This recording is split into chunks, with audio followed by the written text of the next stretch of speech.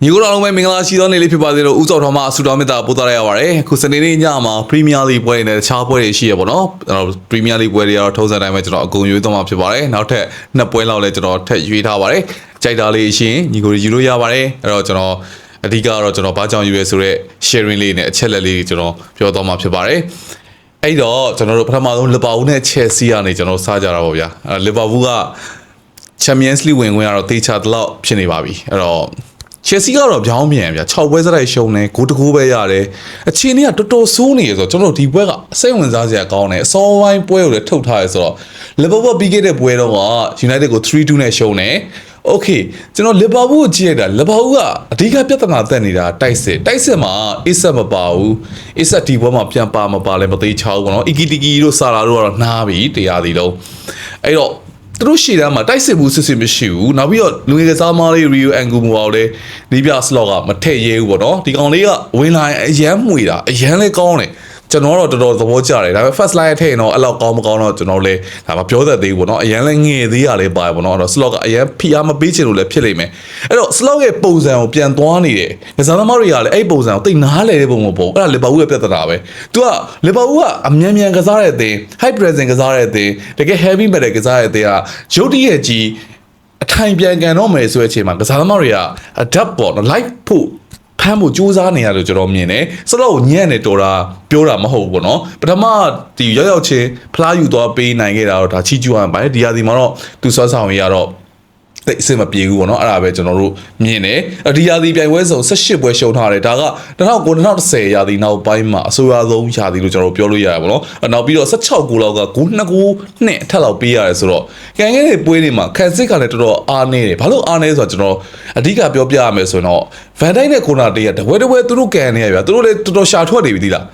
းဘောပွဲလိုက်ဒီနေ့ရောက်ပဲအရန်လည်းမရှိဘူးတောင်မှန်မှာလည်းညာချမ်းမှာဘယ်သူကစားနာနေဟိုကာတေကျုံထွက်ကစားနေဆိုတော့အဲ့လိုအခြေအနေမျိုးတွေရှိရပေါ့နော်အဲ့တော့နောက်ဆုံးဒါကျွန်တော်တို့ဘယ်လိုပြောမလဲလူမစုံတဲ့ချားနေဒီပွဲမှာဘယ်လိုလေးထွက်လာအောင်မလဲအန်ဖီမှာကန်မို့ကလေပွဲအများကြီးမကြမ်းတော့ဘူးအဲ့တော့အိမ်ကိုပြည့်တဲ့ရှေ့မှာအကောင်းဆုံးစူးစမ်းမယ် Chelsea ပိုးဆိုးတော်တော်ကြီးကိုဆိုးတာဗျာ Chelsea အသင်းကိုကြည်ဘူးသမျှကျွန်တော်ရိုမန်တို့ရောက်ပြီးတော့ဗောနော် Ibrahimovic တို့ရောက်ပြီးနောက်ပိုင်းမှာအဆိုးဆုံးအခက်ခဲဆုံးအချိန်ကိုကြော်ဖြတ်နေရတယ်လို့ကျွန်တော်ပြောလို့ရတယ်မက်ဖာလင်းကဘာမှမလုပ်တတ်ဘူးဗျာသူကလည်းလုပ်တတ်စရာလည်းမရှိဘူးဗျာ U21 နီးပြလောက်ပဲရှိရဆိုသူလုပ်နိုင်လောက်တော့လုပ်တော့ပဲကစားသမားတွေကအရန်အားထုံးမှုရော့တယ်လို့ကျွန်တော်ခံစားရတယ်ကန်တဲ့ပုံစံတွေကအားရစရာမကောင်းတဝက်နဲ့တဝက်6ပွဲစတိုက်ရှုံးသွားပြီဆိုတော့ဘယ်လိုလုပ်မလဲပေါ့နော်အဲ့တော့ဘုံမောင်းနဲ့၄မှတ်ကွာနဲ့အဆင့်6ကကျွန်တော်ဗီလာအဆင့်5နဲ့ပြီးတော့ Europa League Final မှာနိုင်ပြီးပို့ဆွဲသွားရင် Champions League နံပါတ်6တရာကျွန်တော်တို့ဒီမနစ်ကလိုပဲ Premier League ကရအောင်မှာဆိုအဆင့်6နေရာရဖို့တော့ဘုံမောင်းနဲ့၄မှတ်ကွာနေပွဲက3ပွဲအဲ့တော့ဘယ်လိုလုပ်မလဲဒီပွဲကအရန်မှတ်လုံနေတယ်73ပွဲစတိုက် EPL မှာဂိုးမပေးရတဲ့ပွဲတပွဲမှမရှိဘူး Chelsea ကဒီပွဲလည်းပေးအောင်မှာနောက်ဆုံးပွဲဆို Forest အရန်နေတော့ 1-3 နဲ့ရှုံးနေဗျစဉ်းစားကြည့် Chelsea ပြည်သက်တွေတကယ်ကြည်ကွဲစရာအချိန်ပေါ့နော်အဲ့တော့နောက်ဆုံးအဆုံးဖြတ်ကတော့ Liverpool က180နိုင်ပေါက်တယ်360ရှုံကြည့်ရတော့အပြောင်းလဲရှိနေပါတယ်ညီကိုလေကျွန်တော်ဒါကြိုပြီးကြည့်ထားမလို့ပါအဲ့တော့ကျွန်တော်ပိုးပလင်းပြောရမယ်ကျွန်တော်ဒီပွဲမှာတော့ Liverpool ပဲကြိုက်ပါတယ် Liverpool အိမ်ကွင်း Anfield မှာကစားဖို့သိမကြံတော့ Liverpool အမှတ်မလို့ဘူးဆိုပေမဲ့ Liverpool အတွက်က Anfield ဒီအသက်ပဲ Anfield မှာ support ချမှာ slot လေသက်ရှင်မယ်နောက်ရသည်မှာပြည်သက်ထောက်ခံမှုရမယ်ဆိုပြည်သက်စိတ်ကျေနပ်မဲ့ပွဲတွေကိုဖန်တီးဖို့ဆိုတာအဝေးကမှမလွယ်ပါဘူးနောက်ပြီးတော့သူတို့ရဲ့အင်္ဂလန်ဒါဘီ United ကိုရှုံးထားတဲ့အရှိန်ကိုဒီပွဲမှာအိမ်ဝန်းမှာပြန်ပြီးနိုင်ပွဲရဖို့ကြိုးစားလာမဲ့လီဗာပူးကတိုက်စစ်မရှိပေမဲ့လီဗာပူးနိုင်ဖို့များတဲ့ပွဲလို့ကျွန်တော်ထင်ပါတယ်ချယ်ဆီကလည်းကိုတကူတော့ရနိုင်တယ်ပေါ့နော်ချယ်ဆီရဲ့အဓိက rhythm ပြတ်နေလို့ပါ rhythm ပြတ်နေတာဘာမှကျွန်တော်ချက်ချီအုံတိုင်းဆိုပြီးတော့နိုင်ကန်တဲ့ပြစ်ချဆိုပြန်ကောင်းလာဖို့မလွယ်ဘူးပေါ့နော်လီဗာပူးနိုင်မယ်လို့ကျွန်တော်ထင်ပါတယ်လီဗာပူးပဲကျွန်တော်ရွေးပါတယ်ညီကိုတွေကတ်တော့နိုင်မယ်ကိုပြတ်ဖို့တော့တိတ်တော့မလွယ်ဘူးဆိုရင်လည်းလီဗာပူးပဲနောက်ထပ်တစ်ပွဲက Brighton နဲ့ Wolves ချို့ပွဲတွေမကြိုက်ရင်ရှောင်းပါညီကို Brighton ကကျွန်တော်တို့လက်ရှိမှာအဆင့်တော်တော်လေးအပေါ်ရောက်နေရှစ်ပေါ့နော်အဲ့တော့ခုနကမှကျွန်တော်ဘုံမောင်းနဲ့ဘယ်တော့မှအမော်ကွာဘူးရမှတ်က2မှတ်လောက်ပဲကွာတာ2မှတ်လောက်ပဲကွာတာဆိုတော့အဲ့တော့လက်ရှိမှာသူတို့ Europa League ဝင်ခွင့်ကအရင်ရှင်သန်တယ်လို့အဆင့်6ရရင် Champions League ဝင်ခွင့်ကြီးရပါမတ်လုံးကြီးဖြစ်နေကြသိလားအဲ့ Brighton ကနောက်ပိုင်းမှာတော်တော်ကြိုးစားလာတယ်9ပွဲဆက်ရှုံးပွဲမရှိတာနေနောက်ဆုံးပွဲမှာ Newcastle ကို 3-1 နဲ့ရှုံးသွားပြီအဲ့ပွဲမှာတော့အရင်ကြီးတော့မကောင်းခဲ့ဘူး Chelsea ရောရတယ်လက်ချက်3ပွဲကအခု Wolves နဲ့ ကဲပဲပြီး least နဲ့အဝေးကွင်းနောက်ဆုံးက United ရဲ့အိမ်ဝင်းပေါ့နော်ဒါက Brighton ရဲ့ပွဲကျန် Wolves တန်းဆင်းသွားပြီအဝေးကွင်းနိုင်ပွဲအခုထိကိုမရှိသေးဘူး18ပွဲကန်ပြီးနိုင်ပွဲ0 5ပွဲတည်12ပွဲရှုံးဆိုတော့ခြေနေမကောင်းဘူးဗျပထမကြော်တော့1-1 Brighton နှလုံး65နိုင်ပေါက်တယ်3လုံး20ရှုံးပေါက်တယ်ကျွန်တော်တယောက်တည်းရွေးချယ်မှုပေါ့နော်ဒါတော့မကြိုက်ရင်ရှောင်းပါ Brighton အသာကြီးပဲဒါပေမဲ့နှလုံး65ရှုံးဆိုတော့ကျွန်တော် Brighton Wolves ကိုဟို3ဂိုး2ဂိုး4ဂိုး3-0လို့4-0လို့ဖြစ်မယ်လို့ကျွန်တော်မထင်ဘူး Wolves ကအဝေးကွင်းရောက်ပိတ်ကန်မယ်ဒါပဲအဲ့တော့ Wolves ရှုံးကောင်းရှုံးနိုင်မယ်ကျွန်တော်ကတော့ Wolves ရှုံးမယ်2-1လောက်နဲ့ Wolves ရှုံးသွားမယ်လို့ကျွန်တော်ထင်တယ်ပေါ့နော်အဲ့တော့ Brighton ကတ်နိုင်သွားမယ်လို့ကျွန်တော်ထင်တယ်အဲ့တော့နှလုံးရောက်ပါမလားလို့ကျွန်တော်တွေးမိပါတယ်အဲ့တော့ကျွန်တော်တော့ဒီဘက်မှာ Wolves ကိုအရေးဆိုပြီးအောက်ကြီးကတော့ကျွန်တော်ကအမြဲတမ်းဒါဟိုကစားကွက်တဲ့ခြေစွမ်းနဲ့တိုးသွားတဲ့ပုံစံမျိုးသွားဆိုတော့ဒီဘက်ရွေးတာတော့ညီကိုထူးဆန်းနေနေမယ်ဒါပေမဲ့ကျွန်တော်စိတ်ထဲမှာ Wolves ကိုဂိုးပြတ်မယ်လို့ကျွန်တော်စိတ်ထဲမှာမထင်နေတာဗျာသိလား Wolves ရဲ့ပုံစံကပိတ်ကန်လာမဲ့စို့လာမဲ့ပုံစံကိုအဲ့တော့2-1လောက်နဲ့နိုင်သွားမယ်ပေါ့နော်အဲ့တော့ဒါပေမဲ့ကျွန်တော် body ဆိုတော့ Wolves ကိုကျွန်တော်ရွေးချယ်ပါညီကိုတွေမကြိုင်ရှောင်းပါနောက်တစ်ပွဲက Fulham နဲ့ဘုံမောက်ဒီပွဲကတကယ်ဟို Europa League Champions League ဝင်ခွင့် Europa League ပေါ့ဗျာ Champions ဝင်ခွင့်ကျွန်တော်ထည့်ပေးရောပေါ့အစစ်6က Villa ဖလားရမှာဆိုတော့အနေတော့ Europa League ဝင်ခွင့်လောက်ကို Fulham ကဘုံမောက်ကမှန်းနေတယ်ဘုံမောက်ကလက်ရှိမှာအစစ်6မှာ52မှတ်နဲ့တော်တော်ခြေတင်ကောင်းတယ်15ဝက်စတိုက် EPL မှာရှုံးဝဲမရှိသေးဘူးသူတို့ဒါ club တဲ့ history မှာအရန်ကောင်းတဲ့အကောင်းဆုံးလို့တော့ပြောလို့ရတယ် Premier League မှာပေါ့နော်အဲ့တော့ Fulham ကလည်း48မှတ်နဲ့အရင်အမှတ်ကကွာဟမှုရှိနေတာမဟုတ်ဘူး Fulham ပြီးခဲ့တဲ့ဘက်တော့Arsenal 3-0နဲ့တော့မရှိမလားရှုံးတယ်ခြေစွမ်းဘာမှမလုပ်နိုင်ခဲ့ဘူးပေါ့နော်အဲ့တော့အိမ်ကွန်းပွဲစဉ်တွေမှာ18ဝဲစား10ဝဲနိုင်နှစ်ပွဲတည်5ဝဲရှုံးဆိုတော့အရင်ညံ့မနေဘူး32မှတ်တောင်ရှာထားနိုင်တယ်48မှတ်မှာအိမ်ကွန်းမှာ Fulham အိမ်ကွန်းကောင်းတယ်တကယ်ကျွန်တော်လက်ခံပါတယ်ကိုလန်မှာ Lukin နဲ့ Center Back ဆိုရင်ပိုကောင်းတယ် Center Back ကမသေးကြသေးဘူးဖြားနေရဆိုပြီးတော့ကျွန်တော်တို့ပြထားတယ်ပေါ့နော်အဲ့ဒါကဒီပွဲမှာပါလာမယ်ဆိုတော့ကိုလန်ငြိမ်သွားလိမ့်မယ်မပါလာဘူးဆိုတော့ဒီပွဲမှာ Fulham ကလုံးဝရွေးလို့မရတဲ့အဖက်မှာပါတယ်ခံစစ်ကရိုင်းနေအဲ့ကိုလန်လေတောက်လျှောက်ထိပေးမဲ့လူမရှိဘူးပေါ့နော်โอเคအဲ့တော့နောက်ဆုံး6ပွဲဘုံမောင်းနဲ့တွေ့ရပါတပွဲပဲနိုင်တယ်ဗျအဲ့တော့အဲ့ဒါတော်တော်လေးစိုးတယ် EPL မှာနောက်ဆုံး9ပွဲမှာဘုံမောင်းနဲ့တွေ့တာ9ပွဲ9မရဘူးတဲ့အဲ့အချက်တွေကတော်တော်လေးကိုဒါအိမ်ရှေဖူဟန်ကိုရွေးဖို့တော်တော်စဉ်းစားရမယ့်အချက်တွေကြီးကိုဘုံမောက်ကခုနကပြောလို့ UCL အိမ်မက်မှတ်နေပြီဒါမှမဟုတ်လေ Europa League ဝယ်ကိုလောက်ကိုမှန်းနေပြီအော်နီးပြ Iola လည်းဒီရာသီထွက်မယ်ဆိုတော့အကောင်းဆုံးပုံစံနဲ့ထမ်းတင်နေရဗျာလူတွေဘယ်လောက်ထွက်သွားအသင်းလေးက form နဲ့ကမိနေတယ်ပေါ့နော်အဲ့တော့ကျန်တဲ့ဟာပြောမယ်ဆိုရင်လက်ချက်ပွဲက Man City နဲ့ကဲရမယ်ဗျနောက်ဆုံးပွဲက Forest နဲ့အဝေးကွင်းနောက်ဆုံးအိမ်ကွင်းကMan City သူ့ချီနေရတယ်တိတ်ပြီးတော့အရင်ကောင်းလာရင်မို့ကျန်တဲ့ပွဲကခက်နေရပေါ့နော်ကျွန်တော်ပြောတာ Fulham ဒီသူတို့နိုင်မယ်ဆိုရင်နိုင်လို့ရတယ်ရှေ့ကန်နိုင်တဲ့အသေးဆိုအဲ့တော့ကိုလန်မှာ Alex Scott တို့ Tyler Adams ဆိုတော့တော်တော်အတွဲညီနေဘသူတော်ဒါပေမဲ့35ပွဲကစားတယ်16ပွဲတော့တည်ကြထားရဲဆိုတော့ဘုံမောက်ဒီပွဲမှာတည်ရတော့ကန်နိုင်တယ်တကယ်ပြောတာဒီကိုlevel 20 30ပြဆိုကျွန်တော်ဒီပွဲမှာဘုံမောက်ပဲကြိုက်တယ်ဂိုးပေါင်းလဲကျွန်တော်အောက်ကိုပို့ကြိုက်တယ်အဲ့တော့ကျွန်တော်ဘုံမောက်ကိုကျွန်တော်ရွေးချင်တယ်ပေါ့နော်ဂိုးပေါင်းဆိုတဲ့ကျွန်တော်အပေါ်မကြိုက်ပါဘူးဒီပွဲကိုโอเคနောက်တော့တစ်ပွဲက Sunderland နဲ့ United နဲ့ Sunderland နဲ့ United နဲ့မှာကျွန်တော်ဒီပွဲမှာပုံမှန်လေးပြောရင် United ဒီပွဲအောင်မလားလို့တွေးရတဲ့ထဲမှာကျွန်တော်ပါနေရဗျာသိလားပုံမှန်ချိန်စားဒီတိုင်းကန် United ဘက်မှာနောက်ပြီးအရန်လူကြိုက်များစရာအချက်ရှိရ Bruno စီအစစ်လိုနေတယ်ကျွန်တော်လည်းဖြစ်စေချင်တယ် Bruno အစစ်စီအများကြီးရပြီးတော့စံချိန်တင်သွားစေချင်တယ်အခုတစ်ကလုံးရရင်တော့မှသူလက်ရှိကျွန်တော်တို့ Kevin De Bruyne တို့ Thierry Henry တို့တင်ထားတဲ့စံချိန်နဲ့တူသွားမယ် assist 20ပေါ့နော်ဂိုးဖန်နေမှုအဲ့တော့တချိန်ရဖို့အခုလောလောဆယ်ပုံမှန်လေးကန်ရတယ်အရင်လောနေရဗျာဒီက Bruno စီပါအဲ့ဒီဟာပဲအားနေချက်ဖြစ်နေ Bruno အစ်ရအောင်တမင်စူးစမ်းနေတဲ့ဟာတမင်မလို့တကယ်ပုံမှန်လေးကန်ပုံမှန်ရသွားလိမ့်မယ်အဲ့တော့အဲ့ဒါလေးကပြီးခဲ့တဲ့ပွဲမှာကျွန်တော်တို့တွေ့ခဲ့ရတယ်ပေါ့နော်အဲ့တော့ရောရမ်းရစေချင်ကြတာကျွန်တော်လည်းရစေချင်တယ်အဲ့တော့64မှတ် United က run 3မှာအဆင့်ဒါကျွန်တော် UCL ဝင်ကဘာမှလက်ကြည့်ကြမလို့တော့ပေါ့နော်အဲ့တော့ Carrier တက်14ပွဲမှာ10ပွဲနိုင်2ပွဲသေး2ပွဲအရန်ကောင်းတယ်ထိတ်ဆုံးပါကာရီရောက်လာပြီးနဲ့အမှတ်ပေးစရာကြီး United တွေထိတ်ဆုံးပါပဲဘလူးလိုပြည့်မလားအဲ့တော့ကာရီလက်ထက်မှာနောက်ထပ်ကောင်းလာကြစားမှာ Sesco ပြ Sesco က9ဂိုးတောင်ရထားတယ်ကာရီဂိုင်နဲ့အချိန်အားစားပြီးဒါဟာ995မိနစ်တိုင်းမှာသူတကိုးသွင်းနေတာsorry 985မိနစ်ပဲကစားပြီးတော့9ဂိုးသွင်းတာဆိုတော့ပြန်တွက်လိုက်ရင်စားလိုက်ရင်85မိနစ်တိုင်းသူဂိုးတကိုးရတယ်ဆိုတော့တော်တော်ကောင်းတဲ့အချက်ပေါ့နော်ဆန်နာလန်ကဒီကိုတွေနောက်ဆုံး3ပွဲမှာကျွန်တော် Villa 4-3နဲ့ရှုံးတယ် Forest ကို 0-5နဲ့ရှုံးတယ်နောက်ဆုံး Wolves ကို 1-1 တေးကြတယ်ဆိုတော့တော်တော်ကြီးကိုဆိုတာအဲ့ဘက်မှာဆန်နာလန်တယောက်ထွက်ရတယ်ပေါ့နော်1-1တေးကြတယ်အဲ့တော့အိမ်ကုန်းမှာတော့18ဘက်မှာ10ပွဲနိုင်5ပွဲတေး4ပွဲရှုံးအရင်မညံ့ဘူးဘ ပုံမှန်ခြေစွမ်းလေးတော့ရှိရလို့ကျွန်တော်တို့ပြောလို့ရအဆက်12ရောက်နေ48မှတ်အပေါ်ကျိုးတော့စူးစမ်းပြီးတက်နေရပါတော့အဲ့ကျွန်တော်ဒီဘက်မှာကျွန်တော်ပုံပုံလေးပြောပြမယ်ညီကိုကျွန်တော်ဒီဘက်မှာခံမှန်းချက်ကျွန်တော်ရဲ့ focus ဆိုကျွန်တော်1လောက်ထင်တယ်အဲ့တော့ကျွန်တော်ဆန်နာလန်ကိုပို့ပြီးတော့သဘောကျတယ်အဲ့တော့တကယ်လို့ United ကိုအနိုင်ပေးမယ်ဆိုရင်ကျွန်တော် United အဲ့1-1ထက်ကျော်သွားရင်အလိုဆုံး2-1အဲ့ကျွန်တော်ဒီဘက်မှာဂိုးပေါင်း3လုံး50နိုင်အောင်ကျွန်တော်ပုံပုံလေးပြောအောက်ကိုကြိုက်တယ်4လုံးတော့မရောက်သွားဘူးဒါပေမဲ့3လုံးရောက်သွားနိုင်လို့ကျွန်တော်ကစဉ်းစားတာအဲ့တော့ကျွန်တော်ဂိုးအောက်ရွေးရင်ကောင်းမလားဆန်နာလန်ရွေးရင်ကောင်းမလားကျွန်တော်အရင်တစ်ခုတော်တော်စဉ်းစားတယ်အဲ့တော့ United နိုင်သွားလဲကျွန်တော်ကအဲ့လိုမျိုးဂိုးတွေပေါ်သွားမယ်မထင်ဘူးကျွန်တော်နောက်ဆုံး final ရွေးချယ်ဖို့ဆိုကျွန်တော်ဂိုးအောက်ကိုပဲကျွန်တော်ကြိုရွေးထားပါတယ်ဒီပွဲအဲ့တော့ကျွန်တော်ဂိုးအောက်ကိုရွေးပေးချင်ပါတယ်နောက်တစ်ပွဲက Man City နဲ့ Brentford Man City ကတပွဲရော9မှတ်ကို Arsenal ကိုဖိအားပေးရမယ်နိုင်မလား1ရှုံးတော့ပေါက်တယ်90ဆိုတော့ထားလိုက်ပါအရှုံးမထားအောင်ညီကိုအဲ့ Everton ကို3-3တည်ကြတယ်အဲ့ပွဲက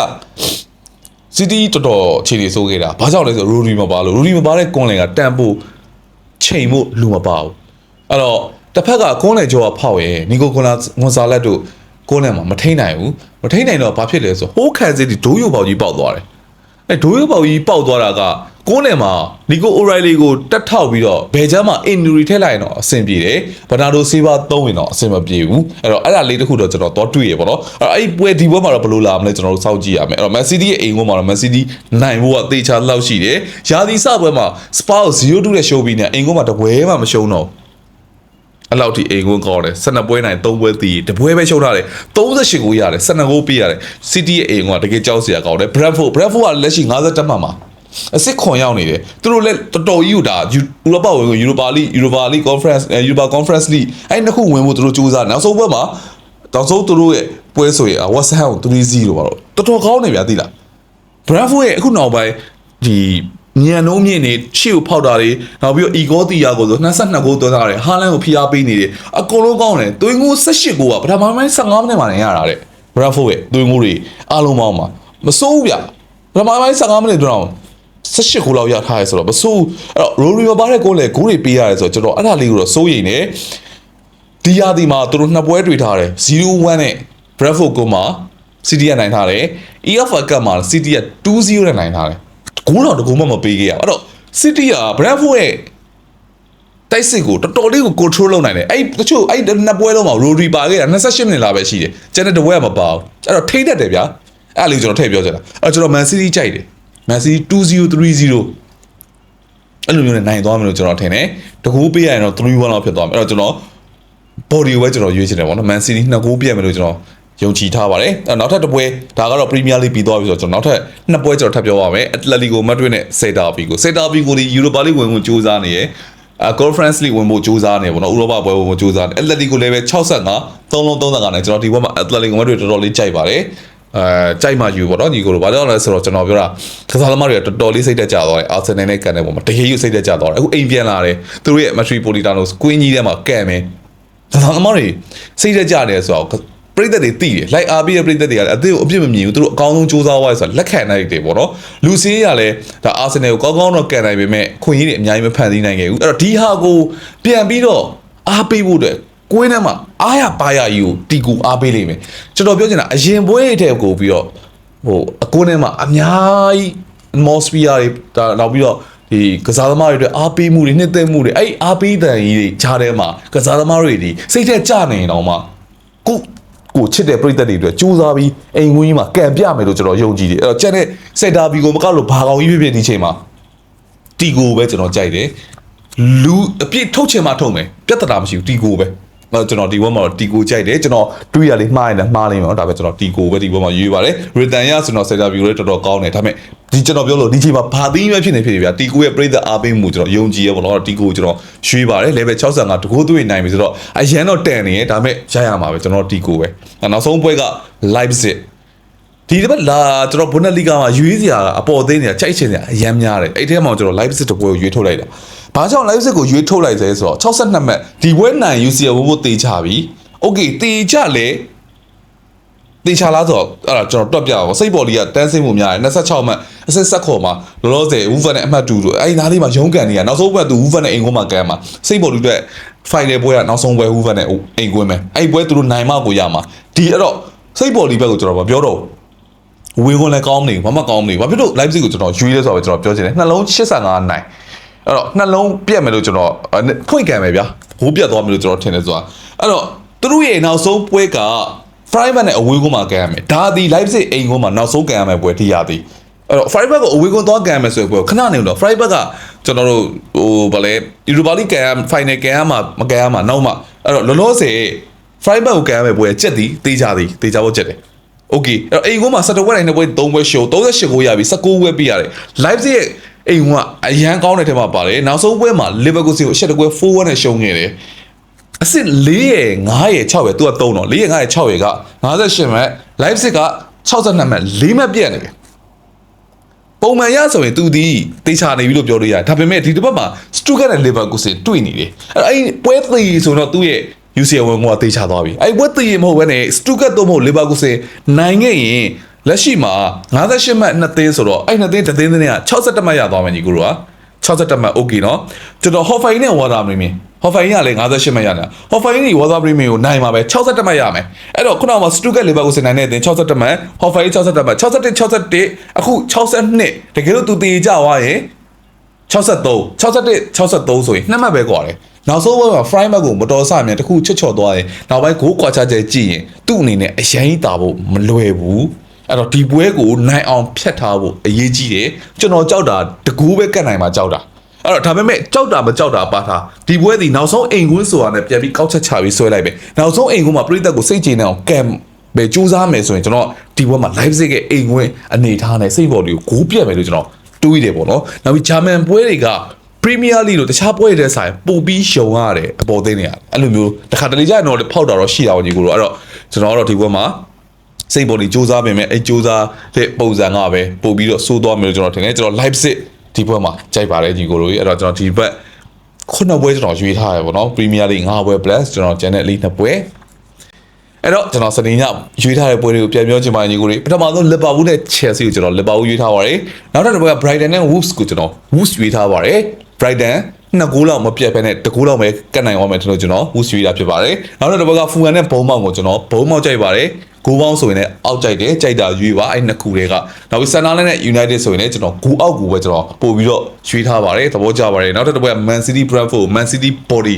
ကျွန်တော်ကြိုက်ပါတယ်နောက်ထပ်နှစ်ပွဲလက်ကြပါတော့ကျွန်တော်အဓိကဗီဒီယိုကျွန်တော် YouTube မှာပဲအရှိတင်ပါတယ်အဲ့တော့အရှိဘာကြောင့်ရွေးတယ်ဆိုတာရှင်းပြတာနောက်ထောင်ကျွန်တော် YouTube မှာတက်တော့ကျွန်တော်အဓိကတင်ပါတယ်ကျန်တဲ့နေရာတွေမှာကျွန်တော်အတူလောက်ပဲတင်တယ်ပေါ့နော် Atletico Madrid နဲ့ Celta Vigo ကိုကျွန်တော် Atletico Madrid တော်တော်ကြိုက်ပါတယ်နောက်ထပ်တစ်ပွဲက Live နဲ့စိတ်ပေါ်လေးကိုကျွန်တော် Live ရွေးထားပါတယ်ဒါတော့ကျွန်တော်စနေညရွေးထားတဲ့ခုနဝက်ဖြစ်ပါတယ်ညီကိုတို့အားလုံးပဲနိုင်ပါသေးအောင်ပါသေးတကယ်good luckပါဗျာ